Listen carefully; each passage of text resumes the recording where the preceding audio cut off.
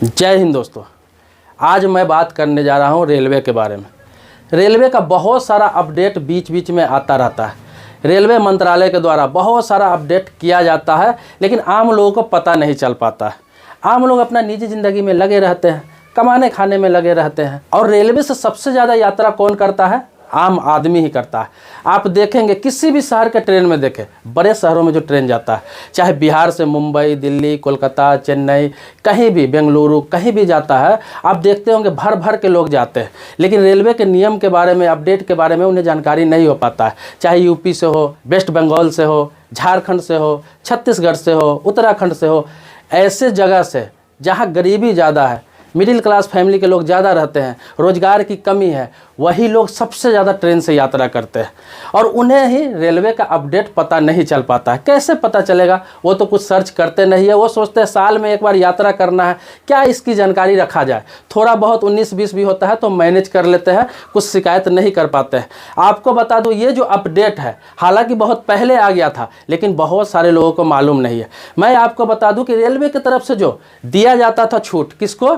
जो 60 वर्ष से ऊपर के लोग हैं, जिन्हें सीनियर सिटीजन कहते हैं, मतलब बुजुर्ग होते हैं, चाहे महिला हो पुरुष हो, अगर 60 वर्ष से ऊपर के लोग हैं, उन्हें छूट दिया जाता था टिकट में। चाहे किसी भी क्लास का वो कर रहे हैं, चाहे वो जनरल हो, स्लीपर हो, थर्ड एसी हो, फर्स्ट एसी हो, सेकेंड एसी हो, कोई भी क्लास से वो यात्रा कर रहे हैं, उनको छूट मिलता था। 30% से लेकर 50% तक छूट मिलता था। इससे उनको बहुत राहत मिलती थी, क्योंकि होता क्या है कि 60 वर्ष से ऊपर के जो व्यक्ति होते हैं, उनका इनकम का साधन नहीं होता है, अर्न का साधन नहीं होता है, इसीलिए उन्हें यह सुविधा दिया जाता था। इसके अलावा उनको क्या सुविधा मिलता था कि उन्हें लोअर बर्थ मिलता था। लोअर बर्थ जो होता है, नीचे का बर्थ, वो मिलता था, क्योंकि बुजुर्ग को ऊपर चढ़ने में परेशानी होती थी। अब क्या हुआ है, आपको पता भी नहीं चला और बहुत बड़ा अपडेट भी हो गया।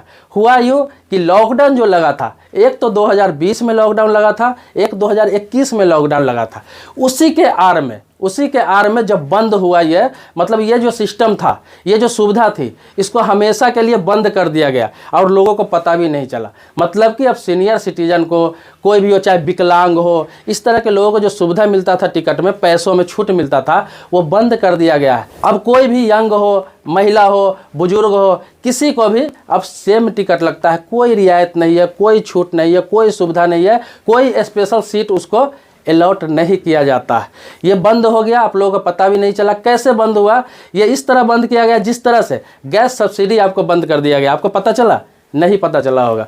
ये भी आपको लॉकडाउन के समय ही बंद कर दिया गया और लोगों को पता भी नहीं है, क्योंकि सब्सिडी अकाउंट पे जाता था और आप गैस लेते थे, कहीं भी गैस लेते थे तो आपको 100, 150, 200 जिस हिसाब का रेट होता था, उस हिसाब का सब्सिडी जरूर जाता था आपके अकाउंट पर। बैंक अकाउंट अभी भी लिंक है, अभी भी नया कनेक्शन लेंगे अकाउंट लिंक कराया जाता है। लेकिन क्यों कराया जाता है मुझे नहीं पता, आप भी नहीं समझ पाएंगे, ये सरकार जानती है क्यों लिंक कराया जाता है। लेकिन सब्सिडी नहीं मिलता है भाई साहब, सब्सिडी आता ही नहीं है, वो एक फॉर्मेलिटी है। तो वो भी सब्सिडी बंद कर दिया गया बिना बताए। उसी प्रकार से ये भी रेलवे की सुविधा बंद कर दी गई है, आपको पता नहीं चला। अब आप पूछेंगे नया अपडेट क्या है, तो नया अपडेट भी एक आया है। ये भी तो एक अपडेट ही है, लेकिन नया अपडेट भी बता दो। एक सुविधा दी गई है आपको अलग से। हाँ, एक सुविधा दी गई है जो आपको शायद पता नहीं होगा।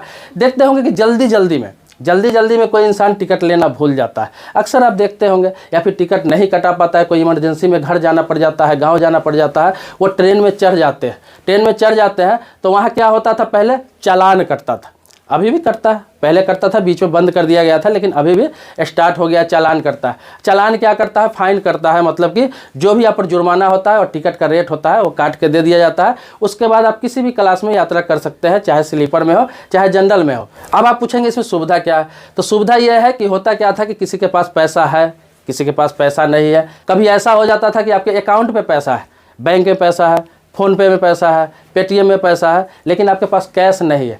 इस स्थिति में क्या होता था? आपको ट्रेन से उतार दिया जाता था, या फिर आपसे पकड़ के पूछताछ की जाती थी। हो सकता है किसी को जेल भी भेज दिया जाता था। अब क्या किया गया है कि आपके पास अगर कार्ड है, किसी भी बैंक का एटीएम कार्ड है, या फिर फ़ोन पे है, पेटीएम है, मतलब किसी प्रकार का यूपीआई है, तो उसका इस्तेमाल अब कर सकते हैं। सहमति भी दे दी गई है मंत्रालय की तरफ से, लेकिन जल्द ही अगले महीने से इसे लागू कर दिया जाएगा। अब क्या होगा? जो भी टीटी आएंगे आपके पास टिकट चेक करने के लिए, या फिर आपको लिस्ट बताने के लिए, किसी भी प्रकार का कोई भी टीटी आएगा, उसके हाथ में एक पीओएस मशीन होगा। उससे क्या होगा कि आपके पास अगर टिकट नहीं है, आप जल्दीबाजी में चढ़ गए हैं, या फिर ऐसे ही चढ़ गए हैं बिना टिकट का, तो आप करेंगे क्या? कि उनका कार्ड स्वैप करके, उनके साथ कार्ड स्वैप करके आप वहाँ पे चालान कटा सकते हैं, नया टिकट अलॉट करवा सकते हैं, फाइन कटवा सकते हैं, जो भी ज़रूरत आवश्यकता होगी, जो वहाँ पे नियम बनता है, कानून बनता है, उस हिसाब से आपसे फाइन लिया जाएगा। तो अब कैश की ज़रूरत नहीं है, कैशलेस करने के लिए ये सुविधा दी गई है। तो कार्ड का इस्तेमाल कर सकते हैं, UPI का भी इस्तेमाल कर सकते हैं। वहीं पर स्कैन का लगा रहेगा, आप स्कैन करके फ़ोनपे से, पेटीएम से, गूगल पे से, जो भी आपके पास UPI है उसका यूज करके आप वहाँ पे पे कर सकते हैं, फिर आराम से यात्रा कर सकते हैं। तो ये सारी सुविधा भी दी गई है, सरकार कैशलेस करने के लिए ऐसा सुविधा दी है ताकि लोग ज़्यादा पैसा लेकर ट्रेन में यात्रा भी नहीं करें। जो लोग यात्रा भी कर रहे हैं, जिनके पास टिकट भी है, उनको भी ज़्यादा पैसा लेकर यात्रा नहीं करना पड़े। सारा चीज़ कैशलेस करने जा रही है। बहुत सारा चीज़ जुड़ा है लेकिन आपको पता नहीं, सब अगले महीने से लागू होने जा रहा है। अब क्या है नया अपडेट, कैंटीन से आप खाना लेते थे, जो पेंट्री कार आता है उसके पास से आप खाना लेते थे, पानी लेते थे, कोई ज़रूरत का सामान लेते थे, वहाँ भी सिर्फ और सिर्फ कैश चलता था। कैश चलता था क्या, अभी भी चल रहा है, लेकिन अगले महीने से आपको सुविधा दी जाएगी कि आप वहाँ भी स्कैन कर सकते हैं, UPI का प्रयोग कर सकते हैं। तो कोई भी UPI आपके पास है, किसी भी बैंक का कार्ड है, सबका उपयोग करके, किसी का भी उपयोग करके खाना ले सकते हैं, पानी ले सकते हैं, ज़रूरत का सामान ले सकते हैं। उनको भी अब स्कैन लेकर घूमना पड़ेगा। स्कैन बोर्ड जो होता है, स्कैन करने के लिए जो होता है वो लेकर घूमते रहेंगे। आपको स्कैन करना है, पे कर देना है, आपका झंझट खत्म। कैश लेकर अब जाने की ज़रूरत है ही नहीं। थोड़ा बहुत अपने ज़रूरत के लिए रख सकते हैं, लेकिन अब मोटा रकम लेकर यात्रा करने की ज़रूरत नहीं है। सारा सुविधा आपको कैशलेस मिल जाएगा। इसके अलावा भी बहुत सारा अपडेट आया था जो पहले मैं बता चुका हूँ, फिर से थोड़ा सा रिपीट कर देता हूँ कि इसके अलावा आपको पता ही है कि पहले था कि 8 बजे, रात को 8 बजे नियम था कि कोई भी व्यक्ति सीट उठाकर सो सकता है, आप उसे मना नहीं कर सकते। जैसे स्लीपर में यात्रा कर रहे हैं, थर्ड AC में यात्रा कर रहे हैं, उसमें क्या होता है, एक तरफ 3 सीट होता है, जो आप देखते हैं हर केबिन में 3-3 सीट दोनों तरफ होता है। तो होता क्या था कि 8 बजे, रात को 8 बजे जो बंदा बीच का है अपना सीट उठाकर सो जाता था, नीचे वालों को काफ़ी परेशानी होती थी। अब उसके कारण इसको भी सोना पड़ता था। लेकिन हुआ अब ये कि अब है कि 10 बजे से पहले, रात 10 बजे से पहले वो सीट नहीं उठा सकता है, 1 मिनट भी पहले नहीं उठा सकता है।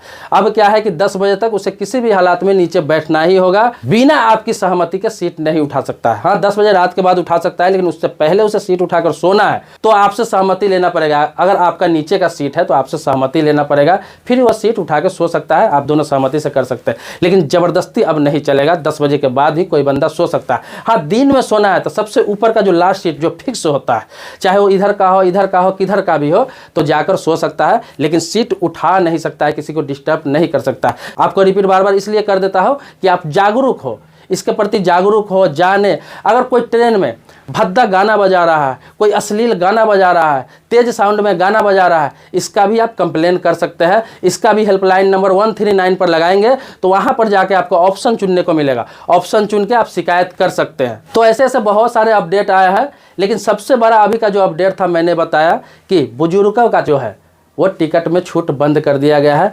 विकलांग का टिकट में छूट बंद कर दिया गया है, महिलाओं का टिकट में छूट बंद कर दिया गया है। सुविधा ये दिया गया है कि कैशलेस होने जा रहा है, बिना पैसा का, मतलब बिना कैश का। आप अपने कार्ड से, UPI से चालान कटा सकते हैं, टिकट ले सकते हैं, फाइन भर सकते हैं, कुछ खा सकते हैं, कुछ खरीद सकते हैं कैंटीन से। ये सारी सुविधा उपलब्ध करा दी गई है। तो दोस्तों आपको बता दूं कि जैसे गैस सब्सिडी बंद कर दी गई, आपको पता भी नहीं चला। ट्रेन में सुविधा बंद कर दी गई बुजुर्गों को, आपको पता भी नहीं चला।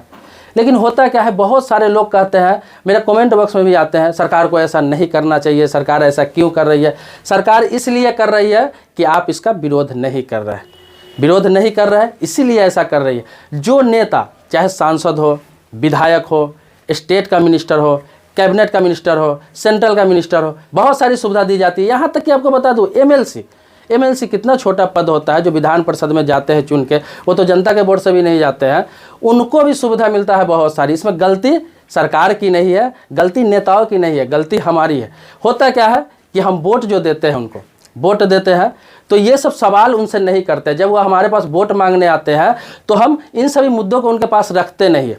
हमें सबसे पहले इन सभी मुद्दों को रखना चाहिए उनके पास, जो इस पर खरा उतरे, जो वादा करे, कसम खाए, एग्रीमेंट बना कर दे, शपथ पत्र बना कर दे, हम उन्हें ही वोट दे। इलेक्शन के समय होता क्या है कि उस समय हम जात और धर्म देखने लगते हैं। ज़्यादातर लोगों का यही है, बाद में मूड बनाते हैं कि सरकार को गिराना है, इसको वोट नहीं देना है, इसको सांसद नहीं बनाना है, इसको विधायक नहीं बनाना है, फलाने को वोट नहीं देना है। लेकिन लास्ट दिन होता क्या है कि लास्ट में ये मन में आ जाता है कि चलो जैसा भी है, जो भी है, अपने जात का है ना, अपने धर्म का है ना। यही कारण है कि आज सारे सुविधा से हम लोग वंचित होते जा रहे हैं और हम लोगों को पता भी नहीं चलता है, कोई राय भी नहीं लिया जाता है जनता से, ना कोई नोटिफिकेशन दिया जाता है, जो भी बंद करना हो बंद कर दिया जाता है। हालांकि सरकार कुछ अच्छा सोच के ही ऐसा कर रही होगी। क्या कारण है? लोगों की सुविधा तो छीनती जा रही है, लोगों की सुविधा छीनती जा रही है। कुछ सुविधा ऐड भी हो रहा है, कुछ सुविधा खत्म भी किया जा रहा है। इस पर आपको सोचने की ज़रूरत है, आपको विचारने की ज़रूरत है। मैं बहुत सारे वीडियो में सरकार के बहुत सारी योजनाओं का समर्थन भी किया था। जैसे मैं आपको बता दूं, अभी भी कर रहा हूं। जैसे ई श्रम कार्ड योजना है, इसके अलावा अटल पेंशन योजना है, सुकन्या समृद्धि योजना है, किसान सम्मान निधि योजना है। ये सब योजना इतना सरकार ने निकाला है, केंद्र सरकार ने, जो मोदी सरकार जिसे कहते हैं, पब्लिक के लिए बहुत सारी सुविधाएं दी है। हर तरह की सुविधाएं दी है जो आप सोच नहीं सकते हैं। हर तरह के लाभ मिनिमम पैसा खर्च करके उठा सकते हैं, या फिर बहुत सारी योजना ऐसा है जिसमें फ्री में लाभ उठा सकते हैं। तो बहुत सारी सुविधा भी दिया गया है। तो ऐसा नहीं है कि एक अगर सुविधा खत्म कर दिया गया है तो उसके कारण सरकार को गाली दी जाए। तो मैं सरकार का समर्थन में कई वीडियो भी बनाया हूँ, कई योजना के समर्थन में वीडियो भी बनाया हूँ। तो कमेंट बॉक्स में लोग विरोध करने लगते हैं, कहते हैं सरकार की चापलूसी कर रहा है, सरकार का चमचागिरी कर रहा है, मोदी सरकार का एंकर है, पैसा दिया जा रहा है इन्हें, बहुत तरह की बात की जाती है। इसीलिए मैं अब इन सभी चीज़ों को सरकार की तरफ से नहीं रखता हूँ। मैं अब आप पे ब्लेम कर रहा हूँ कि आप विरोध क्यों नहीं करते।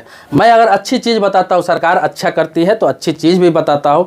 अगर कुछ गलत होता है, लगता है कि ये गलत है, जैसे ये सुविधा मुझे लगा कि गलत है, तो मैं इस पर भी आपको अवगत कराया हूँ। लेकिन ये सोचना आपको है, सिर्फ किसी चैनल पर आपको न्यूज़ देख लेने से, कोई वीडियो देख लेने से ये ख़त्म होने वाला नहीं है। ये तो आपको अवगत कराया हूँ कि ऐसा ऐसा हुआ है। अब इसे सही करना है तो जो आपके सांसद है, विधायक है, जो वोट मांगने जाते हैं आपके पास, उस समय इस बात को रख सकते हैं।